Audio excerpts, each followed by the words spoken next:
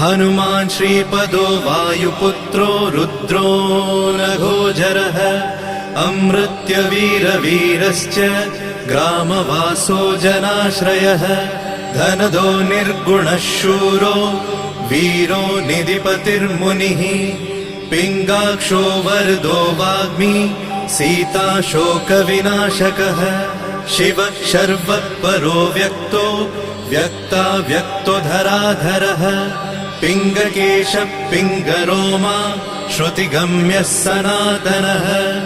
अनादिर्भगवान् देवो विश्वहेतुर्जनाश्रयः आरोग्यकर्ता विश्वेशो विश्वनाथो हरीश्वरः भर्गो रामो रामभक्तः कल्याणप्रकृतिस्थिरः विश्वम्भरो विश्वमूर्तिर्